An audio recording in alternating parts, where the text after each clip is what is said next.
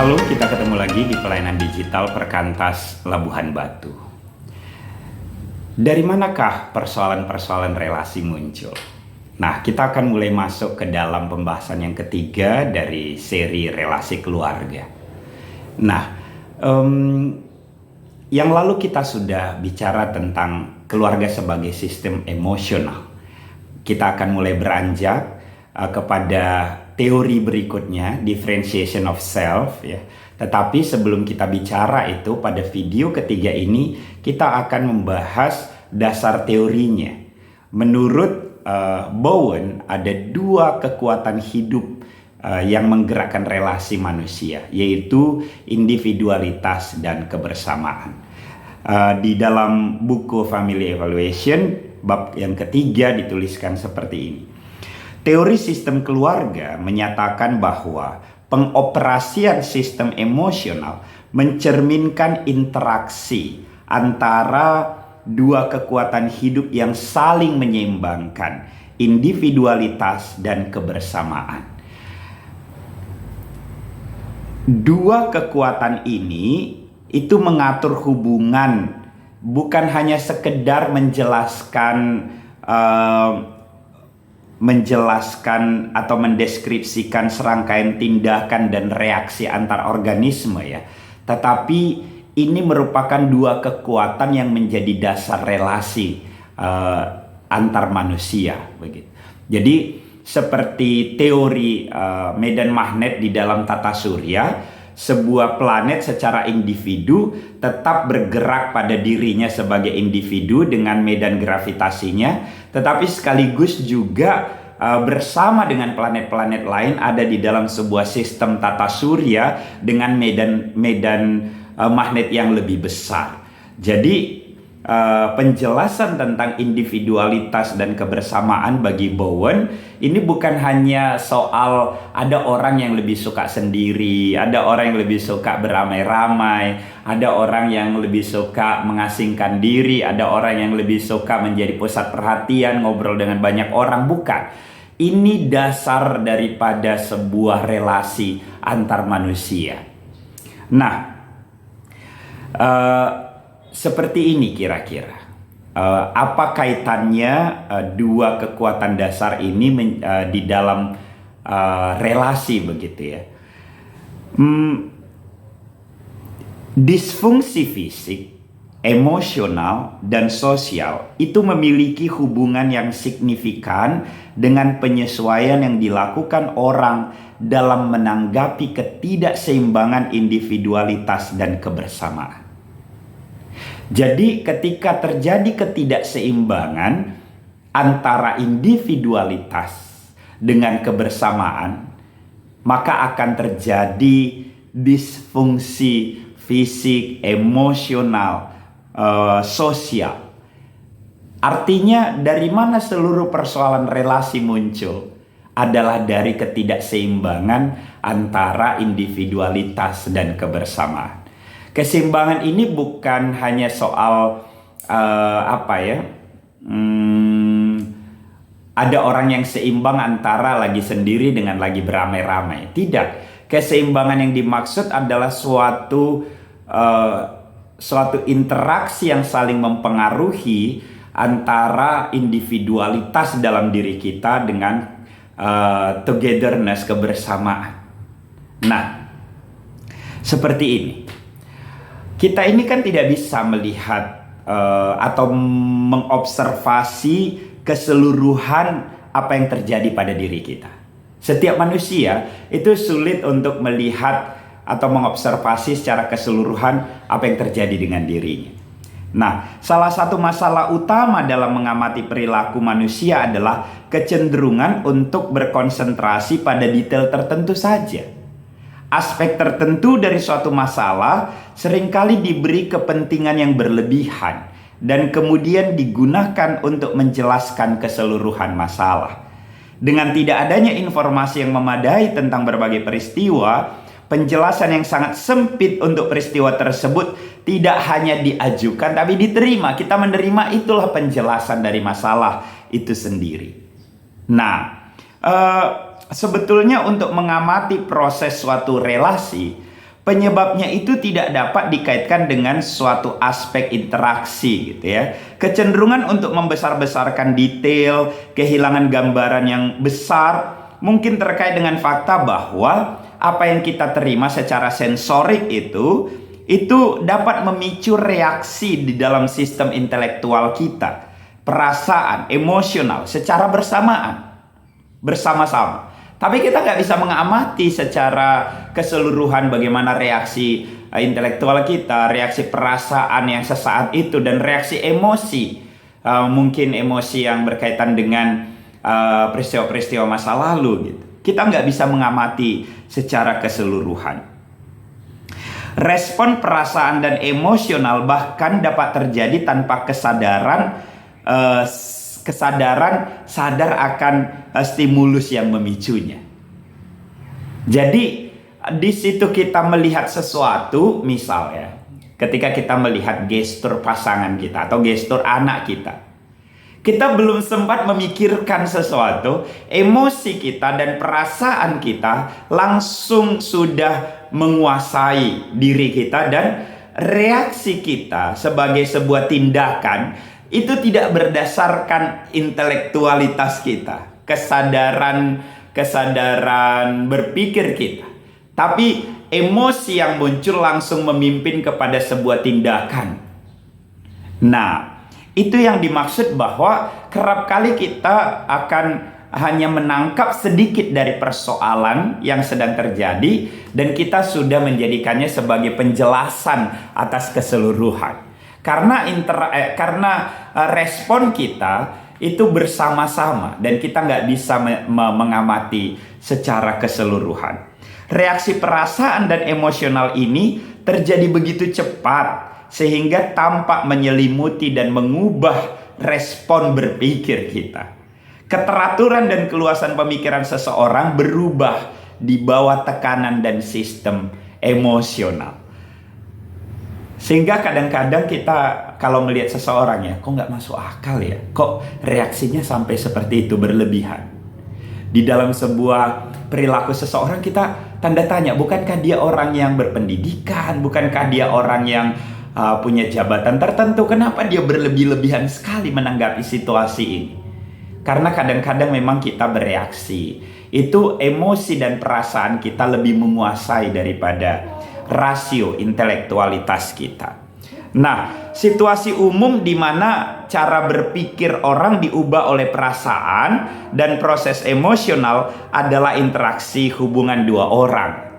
Jika seorang istri misalnya ya, menyadari bahwa suaminya telah menarik diri, diam, dingin gitu ya. Dia mungkin tidak hanya mengamati penarikan diri ini ya secara intelektual, tetapi juga merasa terancam olehnya dan memiliki dorongan yang didorong secara emosional untuk mengejar pasangannya. Reaksi yang kompleks dan terkadang intens terhadap suatu rangsangan ini membuat sulit untuk merenungkan dengan tenang apa sih sebetulnya yang sedang terjadi.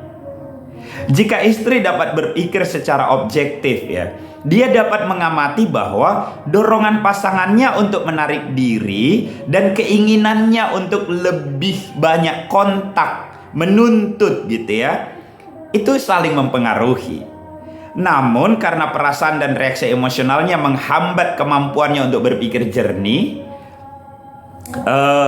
dia mungkin menyalahkan penarikan diri suaminya pada ketidakpeduliannya terhadap kebutuhan dia sebagai istri gitu ya, akan perhatian gitu. Bahkan dia sendiri menjadi sangat terobsesi dengan kebutuhannya yang menjadi makin berlebihan untuk diperhatikan, untuk selalu memiliki interaksi begitu. Nah, rincian tertentu yang hanya merupakan bagian dari proses yang lebih besar itu dibesar-besarkan dan digunakan untuk menjelaskan apa yang sedang terjadi. Semua orang cenderung melakukan ini, tetapi makin kurang mampu seseorang membedakan respon emosional, perasaan, dan pemikirannya terhadap suatu situasi, makin besar kemungkinan menjelaskan terlalu banyak berdasarkan terlalu sedikit. Nah, masalahnya makin makin bertambah seperti ini. Kemampuan untuk mengamati jalannya sistem emosi keluarga itu bergantung pada tidak adanya respon emosional dan perasaan terhadap keluarga yang mengganggu kesadaran seseorang terhadap proses hubungan yang terjadi. Nah, meskipun memang penting untuk menyadari rincian-rincian suatu peristiwa, detail-detail, tapi seringkali terlalu detail kita kehilangan gambaran keseluruhan. Jadi tadi kan, kalau kita merespon dengan cara tertentu berdasarkan informasi yang tidak memadai karena kita terlalu sempit, walaupun itu detail sekali ya, tapi itu akhirnya membuat persoalannya menjadi begitu runyam gitu ya. Nah, seperti ini kira-kira.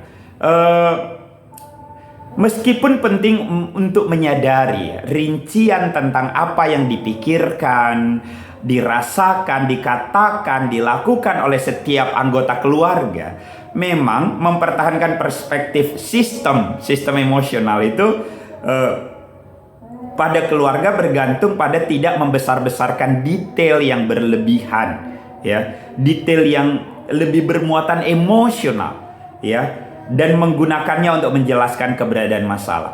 Keluarga yang cemas itu akan mengangkat satu aspek masalah ke penyebab masalah. Jika seseorang melihat gitu ya, seorang ibu atau seorang ayah melihat persoalan di rumah gitu ya, dan dia tanpa menyadari sebetulnya cara dia melihat bukan lagi persoalannya secara utuh, tapi bagaimana reaksi emosionalnya terhadap apa yang dilakukan si anak laki-lakinya gitu. Sehingga ketika dia bereaksi, dia menjadikan si anak laki-laki sebagai penyebab masalah dan fokus kepada penyebab masalah itu sendiri daripada apa sebetulnya masalahnya. Jadi selalu mengkaitkan antara penyebab masalah di dalam relasi keluarga ini terhadap apa masalahnya. Sehingga masalah keluarga tidak pernah dapat diselesaikan dan seterusnya. Kalau udah bicara reaksi emosional kan kita udah menjadi sangat subjektif gitu. Jadi kita mengangkat penyebab masalahnya menjadi masalah itu sendiri. Jadi kita nggak pernah fokus kepada relasi, kepada hubungan, kepada masalah hubungan itu sendiri untuk diselesaikan. Nah, akhirnya kita banyak melakukan perdebatan-perdebatan, kita banyak melakukan kita banyak melakukan bukan penyelesaiannya ya, tetapi pembicaraan yang akhirnya melebar kemana-mana begitu. Nah, kalau kita selalu mengkaitkan penyebab menjadi penjelasan dan menjadi masalahnya adalah begini, kita menjadi terlalu fokus kepada pertanyaan mengapa dia seperti itu.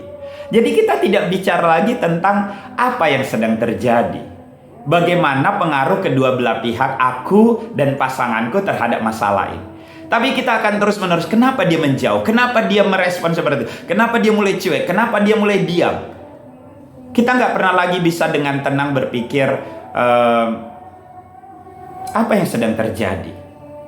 Apa yang aku lakukan atau apa yang sedang terjadi denganku sehingga pasanganku belakangan ini menarik diri, diam, begitu. Nah,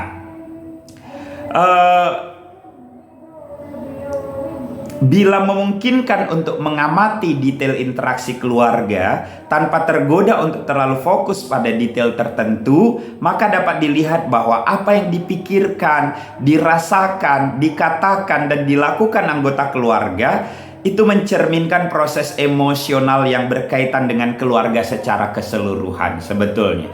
Jadi kita nggak fokus atau detail kepada hanya reaksi emosi kita pada kondisi tertentu. Tapi inilah yang terjadi. Ketidakseimbangan antara individualitas dengan kebersamaan menyebabkan masalah-masalah relasi muncul. Karena apa? Bagaimana kita berpikir, merasakan, bertindak, berperilaku, berkata-kata, bersikap, itu sangat ditentukan oleh keseimbangan antara individualitas dan kebersamaan. Ketika terjadi ketidakseimbangan, maka akan terjadi masalah-masalah relasi di dalam keluarga. Nah, saya mau lebih jauh dulu ya menjelaskan apa itu keseimbangan hubungan dua orang gitu ya. Nah, dari dua kekuatan hidup manusia yang menggerakkan relasi, yaitu individualitas dan kebersamaan, kita akan melihat bagaimana proses sampai akhirnya terjadi masalah-masalah itu. Kita mau definisikan dulu, apa sih itu individualitas? Nah, di dalam buku Family Evaluation dikatakan individualitas adalah kekuatan hidup yang berakar secara biologis yang mendorong suatu organisme untuk mengikuti arahannya sendiri menjadi entitas yang independen dan berbeda. Manusia diasumsikan memiliki berbagai sistem biologis dan psikologis yang memungkinkannya berfungsi sebagai orang yang terpisah dan mengikuti kompasnya sendiri. Jadi setiap manusia, individu punya kompasnya sendiri yang memiliki keunikan psikologis dan biologis. Artinya ini bukan hanya sekedar fungsi otak ya, bahwa ada orang yang suka sendiri. Bukan soal sifat ini, bukan antara extraversion, introversion, bukan. Bahwa setiap manusia punya kekuatan hidup namanya. Kekuatan hidup. Kekuatan hidup yang pertama individualitas. Seseorang punya kompas hidup, mengikuti arahan dirinya. Bahwa secara normal manusia ketika lahir tumbuh besar, dia akan makin punya kesadaran akan dirinya. Ya, kesadaran akan dirinya.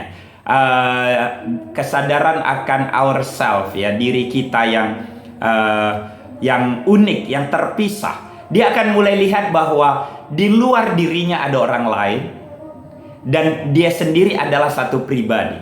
Nah, ketika ada kesadaran bahwa dia individu tapi menyadari ada orang lain, di sana juga ada togetherness, ada kebersamaan. Kebersamaan itu adalah kekuatan hidup yang berakar secara biologis yang mendorong suatu organisme untuk mengikuti arahan orang lain, menjadi entitas yang bergantung, terhubung dan mengikuti orang lain ya. Jadi di satu sisi kita punya kekuatan individualitas untuk hidup ya dalam berelasi, tapi juga kita punya kekuatan kebersamaan untuk mengikuti orang lain, untuk merasa nggak sempurna. Jadi keseimbangan yang dimaksud adalah ketika kita sendiri, kita sadar betul bahwa kita adalah satu individu, tetapi juga di sisi lain kita tahu bahwa kita bagian daripada orang lain. Nah, inilah namanya ikatan emosional. Jadi penjelasan ini hanya terjadi pada ikatan emosional.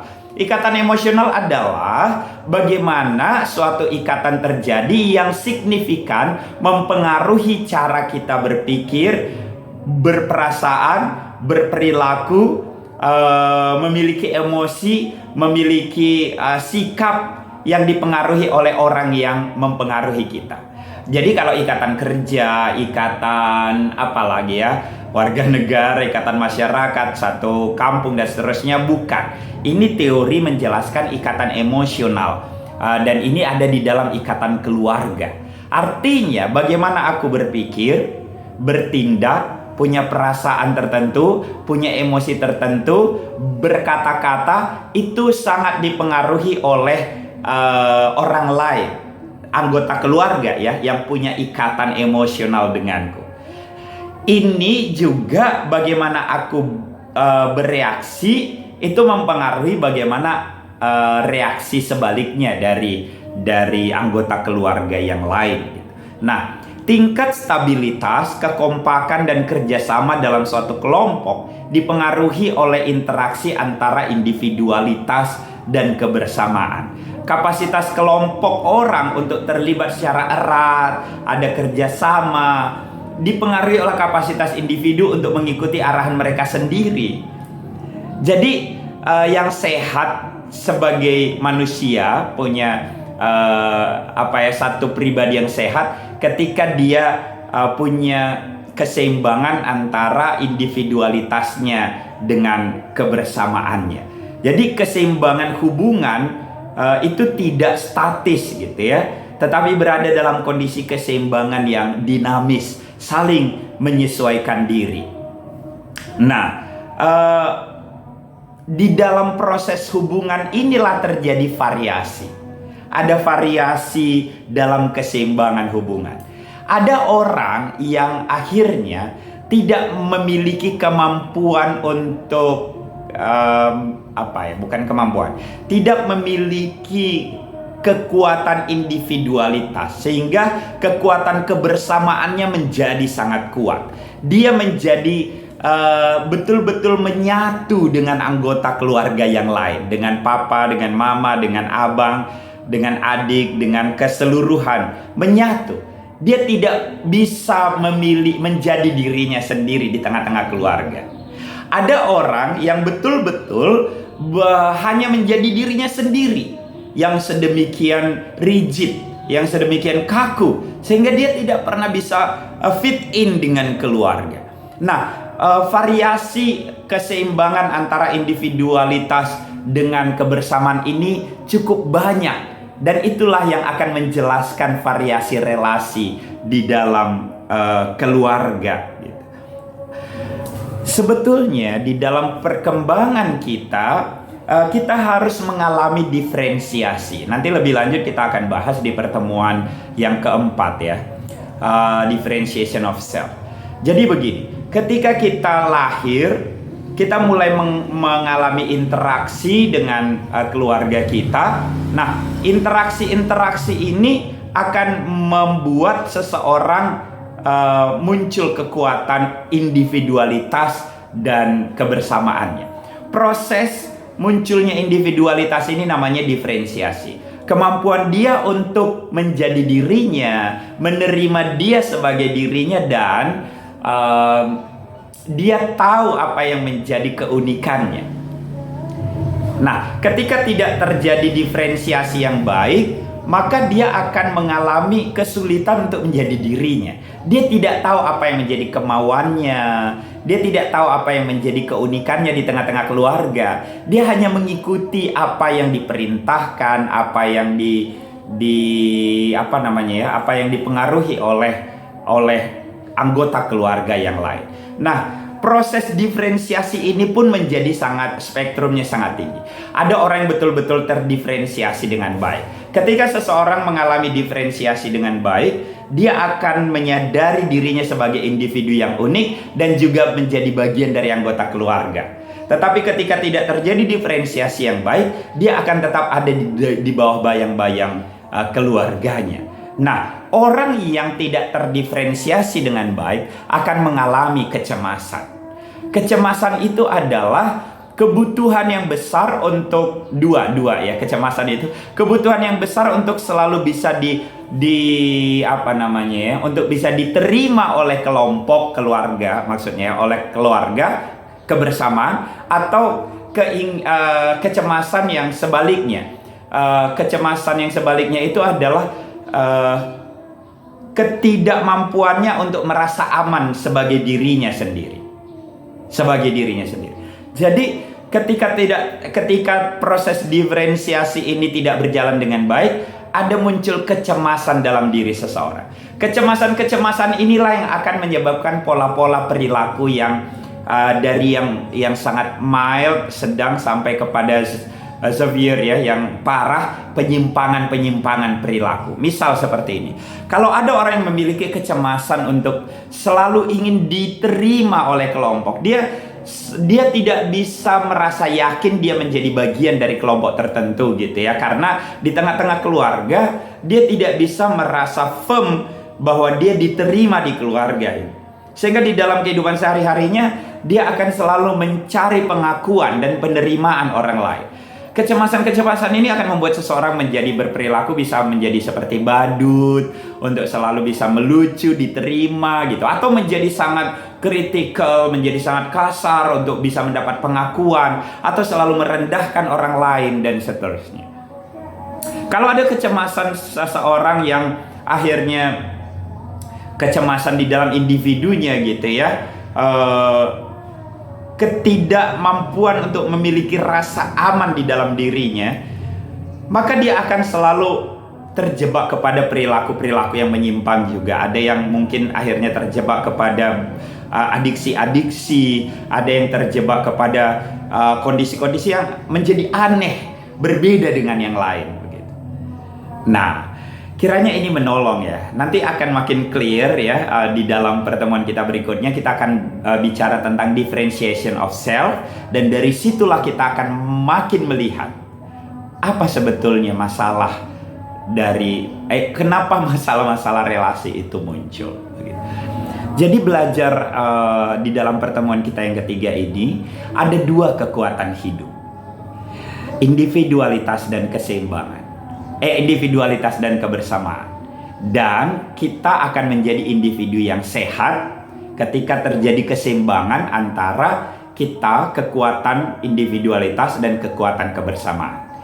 Ketidakseimbangan inilah yang akan membuat berbagai masalah. Ketidakseimbangan ini adalah terjadi ketika diferensiasi, proses pemisahan diri itu tidak terjadi dengan baik, sehingga ada orang yang punya kebutuhan yang begitu besar untuk di-approve, diterima, diakui oleh kelompok. Tapi ada juga orang yang punya kebutuhan yang besar untuk bisa memiliki rasa aman, firm dengan dirinya. Jadi kalau orang yang sehat itu, dia akan tetap merasa aman baik ketika dia sendiri maupun ketika bersama orang lain. Dia tidak akan melakukan sesuatu seolah-olah itu semua hanya untuk orang lain dan dia kehilangan dirinya. Atau dia tidak akan terjebak kepada melakukan segala sesuatu untuk dirinya dan dia merasa kosong karena tidak punya komunitas. Nah, kiranya ini menolong kita untuk melihat bagaimana kita melihat diri kita. Apakah kita punya keseimbangan antara individualitas dan kebersamaan? Hubungannya dengan pulang kampung. Ketika kita pulang kampung, coba mulai amati keluarga kita. Apakah kita mengalami diferensiasi yang baik? Apakah setiap anggota keluarga merasa aman dengan dirinya, didengarkan sebagai individu, diterima sebagai individu? Atau ada di tengah-tengah keluarga, dia terus-menerus yang kerja, dia terus-menerus sebagai pelawak, dia terus-menerus sebagai orang yang orang yang selalu ingin mencairkan suasana keluarga sampai dia lelah sebetulnya. Atau ada orang selalu merasa biasa aja, menyendiri, sibuk dengan dirinya, kalau bicara menyakitkan, merasa yang paling berkorban, merasa yang paling menjadi korban justru. Bagaimana kondisi keluarga kita masing-masing?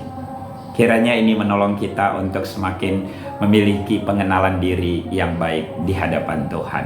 Tuhan Yesus memberkati.